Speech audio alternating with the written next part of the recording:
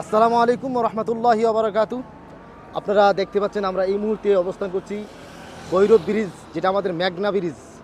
এখানে সুন্দর মনোরম পরিবেশ। আমাদের সাথে আছেন বড় ভাই, প্রিয় বড় ভাই গাজী তাজুল ইসলাম সাইফ। আমাদের সাথে আছে ব্ল্যাক হর্সটা একটু দেখান। আসলে আজকে ভৈরববাসীকে ধন্যবাদ দিতে হয়। ভৈরববাসী এই ব্রিজের উপরে কালেমার পতাকা যে উড়াইছে, এটাই সবচেয়ে বড়। আমরা একদিন চাইছিলাম যে কালেমার পতাকা এই দেশে উড়বে এবং খেলাফত প্রতিষ্ঠা হবে। ইনশাল্লাহ খেলাফত আমাদের অতি নিকটে, অতি সামনে। আমরা একটু অগ্রসর হই। আমাদের দিকে ধেয়ে আসছে গাজওয়াতুল হিন্দে দামা বাজতেছে। ইনশাল্লাহ এই দেশে কালেমার পতাকা উঠতেছে এবং খেলাফত প্রতিষ্ঠা হবে ইনশাল্লাহ। আজকে সৌন্দর্য এবং আমরা মুগ্ধ। এবং বড় ভাই ব্রিজ, হ্যাঁ ভৈরব ব্রিজে আমরা অবস্থান করছি।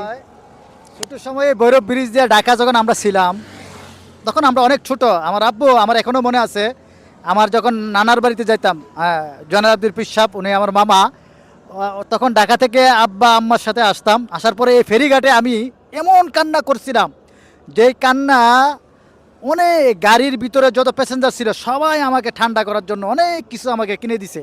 নৌকা যখন ফেরিটা ফাল পারতো তখন খুব ভয় পাইতাম। তো সেই জায়গায় আজকে বড় হয়ে গেছি। বড় হওয়ার পরে প্রায় অনেক বয়স হয়ে গেছে, কিন্তু এখন ব্রিজের উপরে দাঁড়াইয়া কথা বলতেছি। আসলে এটা ভাগ্যের ব্যাপার। আল্লাহ তাআলার কাছে শুকরিয়া, এই পর্যন্ত তো হায়াত দারাজ করছেন। বাকি যে কদিন বাঁচি, আল্লাহ তাআলা যেন আমাদেরকেও সকলকে বাঁচায় রাখেন। আসসালামু আলাইকুম।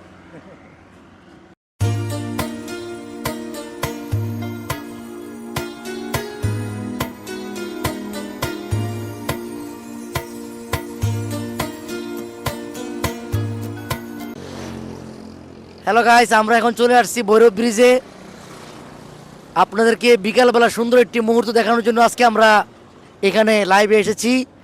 আমাদের সামনে হাজির আনাস মাহমুদ এবং কসবার গর্বিত নেতা, গর্বিত আলেম গাজী তাজুল ইসলাম সাইফ এবং আমি গুনাগার মাহাদি হাসান আপনাদের সামনে উপস্থিত আছি। এখন আমরা ভৈরব ব্রিজে কিছু মনোমুগ্ধকর দৃশ্য আপনাদেরকে দেখাবো। দেখেন আপনারা, মেঘনা নদীর উপরে স্থাপিত এই ভৈরব সেতু, যেখানে আমাদের রেল ব্রিজ এবং এই ব্রিজ অবস্থা, আমরা এই ব্রিজে দেখতে পাচ্ছি কালেমার পতাকা।